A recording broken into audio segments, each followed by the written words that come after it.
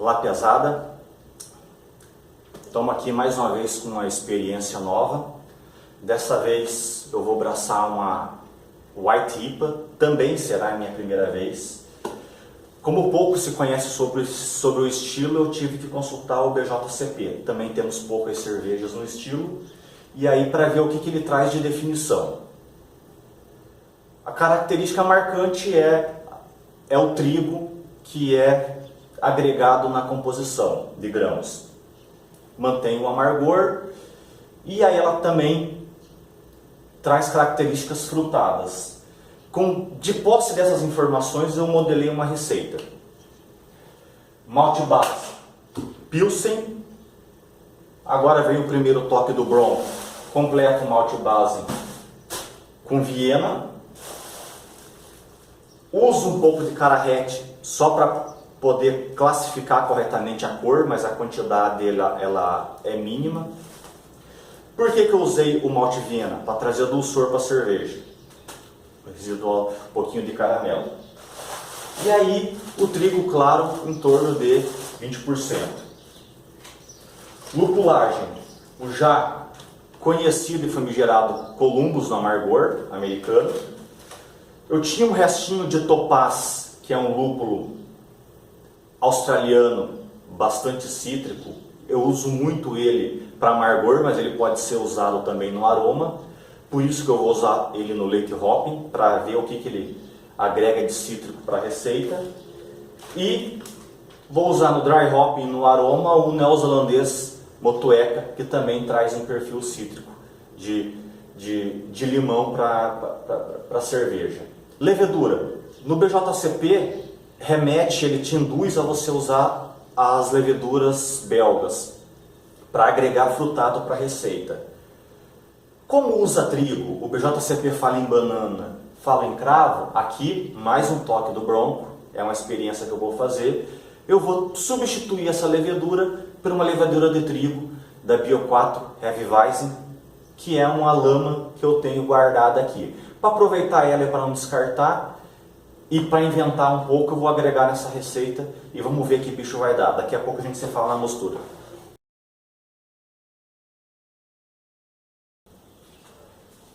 Vamos começar a nossa mostura agora. A gente vai braçar numa temperatura de 67 graus, que é aquele perfil de equilíbrio para buscar um corpo médio. Como essa White IPA a gente tem cereal não maltado, no caso trigo, eu aqueci a uns 52, 53 graus e vou jogar agora, vou deitar o malte nessa temperatura para poder fazer a parada proteica. Tá, daí a gente vai manter uns 30 minutos, 20 e 30 minutos, mais ou menos em 50 graus. Estou jogando.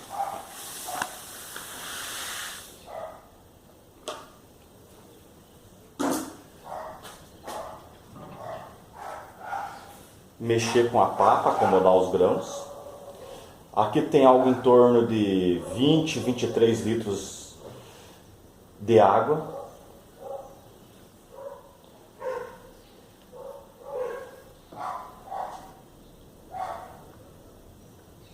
Mexi.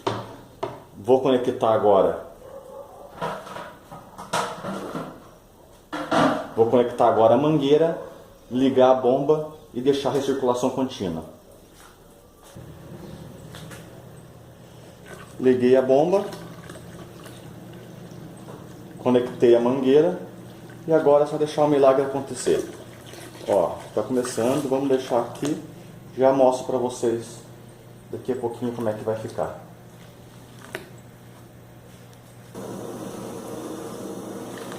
Ó a cor do mosto. Agora eu vou levar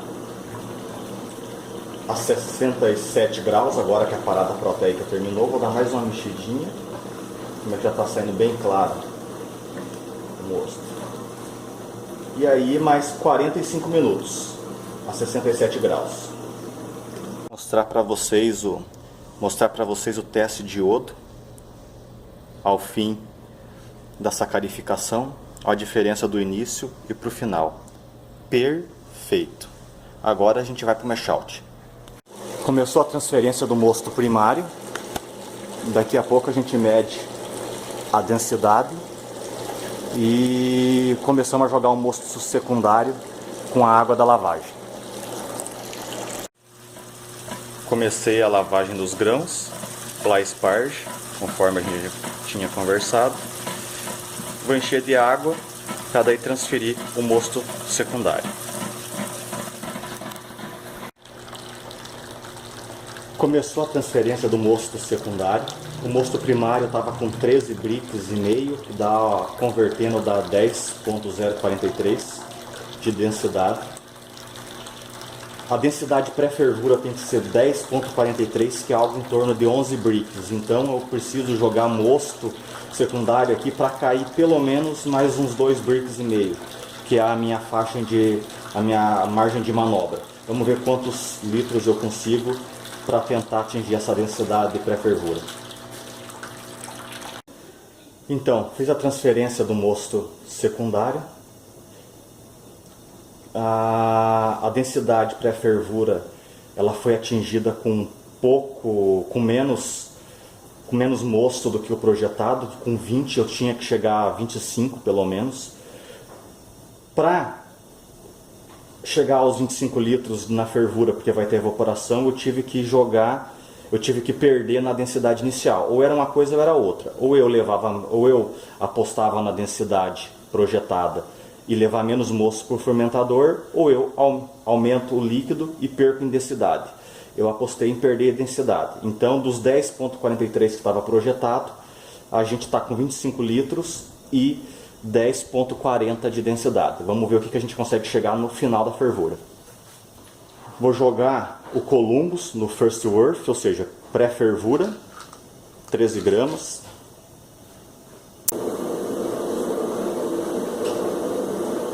Fervura começando a levantar. Agora é só controlar o fogareiro para não derrubar o mosto para fora. Levantando, levantando.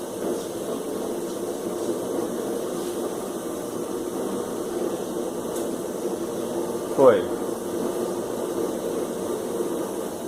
Vamos baixar um pouco agora e pronto. Começamos a contar os 60 minutos.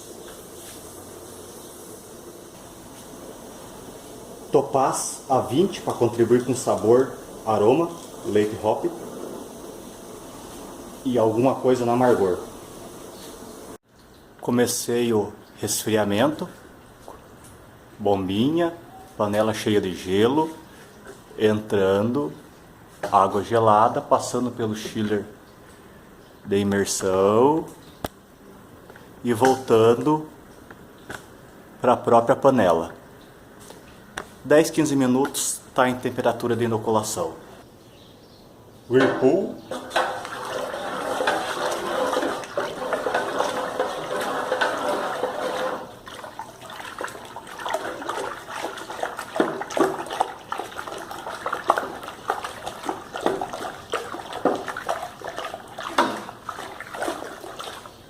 $20 minutos agora. Daí a gente trasfega o fermentador. Estou começando a transferência do mosto para o fermentador.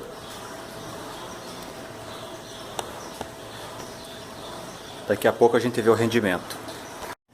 Vamos adicionar a levedura de trigo, Bio 4 Hefeweizen, a laminha lavada. Vamos jogar no fermentador e torcer para que não contamine. Joguei, agora eu vou chacoalhar a bombona para aerar um pouco mais, oxigenar.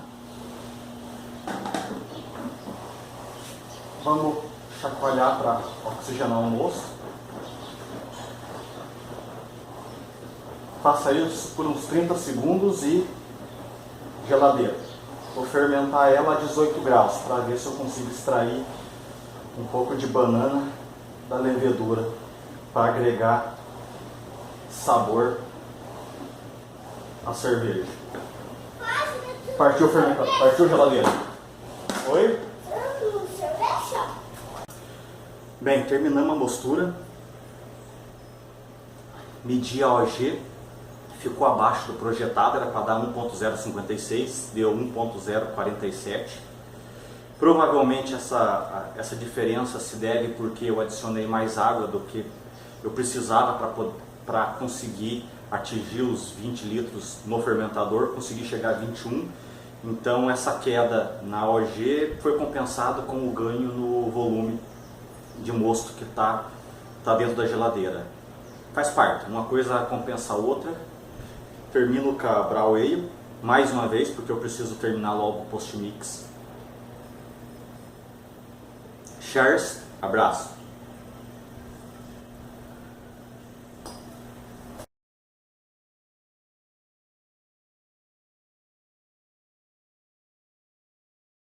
Daí, piazada, vamos falar um pouco agora da fase de fermentação.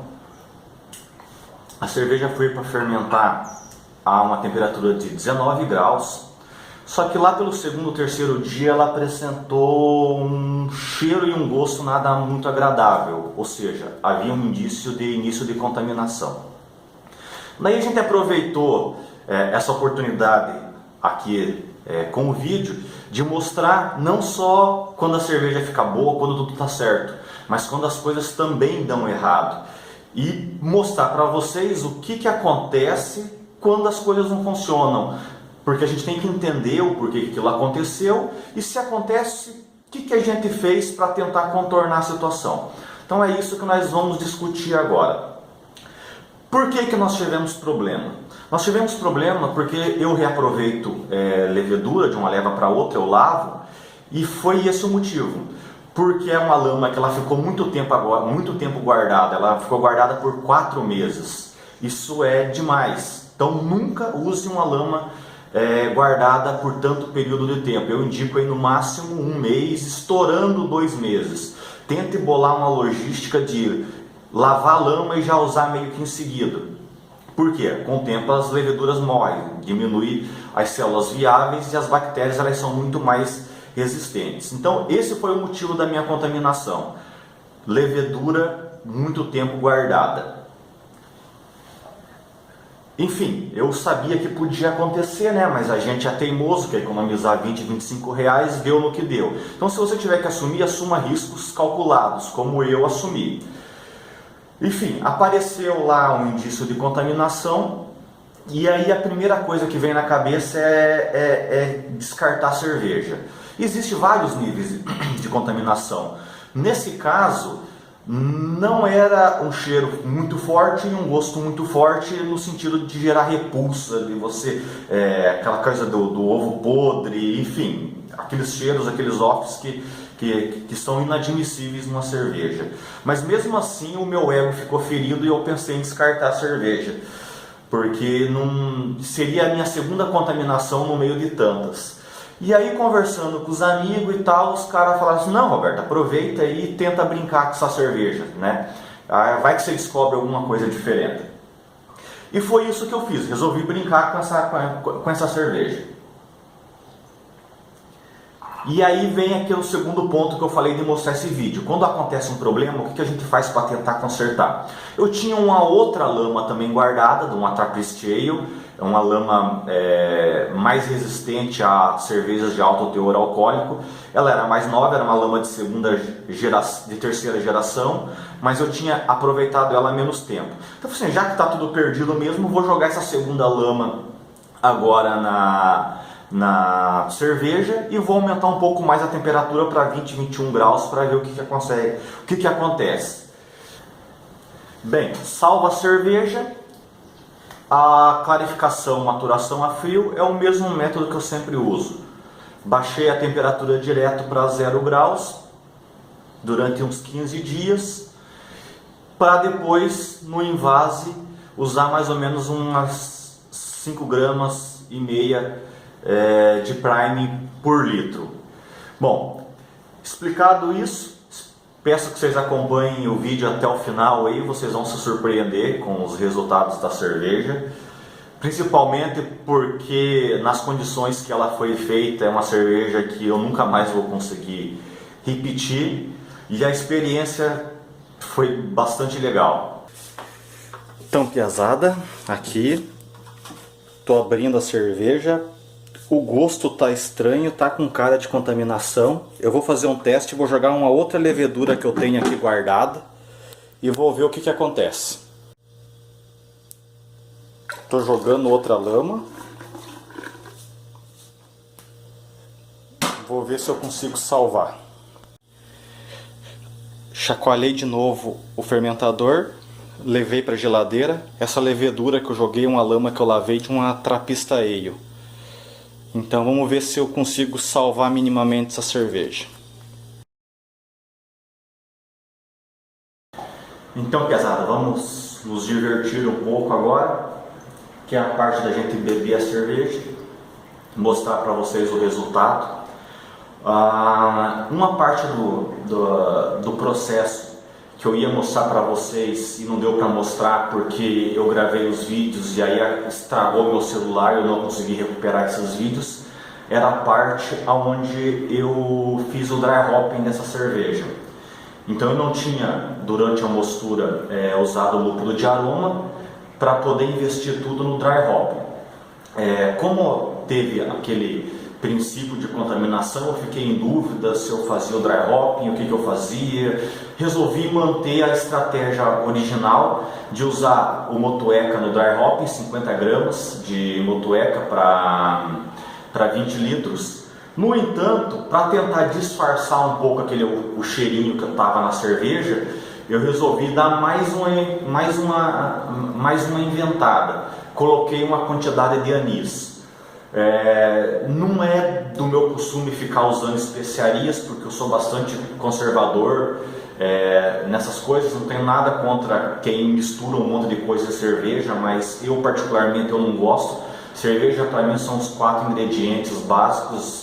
Não tenho, nunca fiz, nunca misturei nada, e nessa cerveja foi a primeira vez que eu usei o anis para tentar disfarçar algumas coisas e buscar algo diferente. Talvez por causa do canal eu resolva fazer algumas misturas dessas aí. Então tá, 50 gramas de Motueka no dry hopping, mais uma quantidade pequena, aproximadamente umas 5, 6 estrelas de anis, tá? A primeira premissa desse vídeo, para não ficar aqueles comentários chatos, é o seguinte: dado o problema que eu tive na fermentação e as correções que eu tive que fazer, isso daqui não é uma White IPA, tá? É uma cerveja, mas eu não vou considerar isso uma White IPA porque fugiu todas as características principais de sabor e aroma de uma White IPA. Ela tem cara de White IPA no aspecto visual, mas no sabor e aroma ela não é. Então é por isso que eu não vou comparar ela com outra cerveja, justamente porque a comparação não seria justa.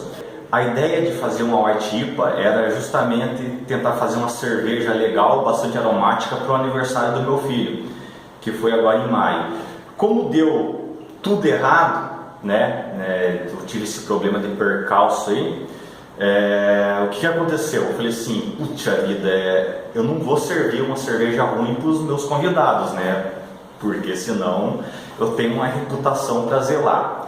Então esgotei todo o meu estoque que eu tinha das minhas outras cervejas aí, para servir para a galera. E no final, para ver se os caras eram meus amigos mesmo, eu peguei umas 3, 4 garrafas dessa cerveja aqui e no final servi para eles num teste cego, não falei nada. E para minha surpresa, a galera adorou a cerveja, tá? Um outro teste que eu fiz com ela também foi com a minha sogra. A minha sogra, para vocês terem uma ideia, ela toma malta com gelo, Ela vai no mercado, compra malta quente, chega em casa, bota gelo e bebe. Pra você ver o nível. E as minhas cervejas, ela sempre reclamava que é muito amarga, que tem muito álcool, deixa a gente bêbado rápido, sempre reclamava e não bebia. E essa cerveja, ela disse que foi a minha melhor cerveja. Então, apesar de um erro, eu posso já afirmar, antes de abrir ela, que teve alguns acertos, tá? No que diz respeito a essa receita que a gente elaborou, embora ela não tenha saído como eu queria, eu gostei de muitas coisas dela. Na verdade, eu gostei de praticamente tudo. Tanto é que eu vou repetir ela sem mudar absolutamente nada, talvez aumentando a lupulagem para deixar ela ainda mais aromática, tá? Porque eu gostei muito da cor, da espuma.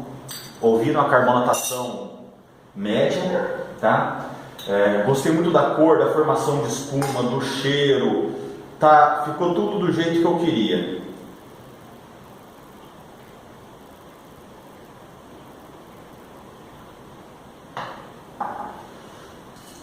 Como ela está um pouco quente, ela formou um pouco mais espuma do que ela tinha que formar. Mas ela está bem legal, a espuma, olha, a persistência está cremosa, ela está aromática, o cheirinho do anis, tá? O cheirinho do motueka também. O que aconteceu na cerveja por causa da contaminação? Então você tem uma acidez da levedura, você sente o gosto do fermento na cerveja. Para quem está acostumado a beber cerveja artesanal, conhece os offs, você bebe de cara, você já vê que tem um defeito. Esses problemas ele fica mais evidente para a gente que conhece no primeiro gole. Do segundo para frente você já se habitua e bebe de boa. Ó, espuma, a cor dela tá muito legal. Então, termino dizendo que, embora não era o que eu queria, foi o que deu para fazer. Consegui salvar a cerveja, tá? De ir para o ralo. Quando isso acontecer com vocês, se ela não tiver intragável, brinque com ela, que é melhor do que você jogar. Essa foi minha segunda contaminação. A minha primeira, como foi no início, eu não tinha muito as manhas, eu descartei. E descartei ela com dor no coração. E ela estava muito parecida com essa, ou seja, eu poderia ter salvo, tá? Então é isso, então brinque, tá? Se não tenham medo de brincar com a cerveja. Da experiência desse vídeo aí, eu lembro para vocês que não guardem levedura lavado, até mesmo por as líquidas, por muito tempo na geladeira, porque você vai ter um problema provavelmente. Então comprou levedura, lavou levedura, use no máximo um mês, que a probabilidade de dar um erro e uma contaminação é bem menor. Então é isso, obrigado aí. Espero que vocês tenham curtido o vídeo. A nossa próxima receita vai ser uma Helles. Então, como diz o meu filho, dá um like aqui embaixo, se inscreva no nosso canal e ajude a compartilhar e divulgar os vídeos que a gente faz aí. Se vocês tiverem sugestões de receitas para a gente fazer, só mandar que a gente encara o desafio e vamos reproduzir para a gente ir aprendendo junto, tá? Abraço, galera! Mais um gole. Até o próximo vídeo.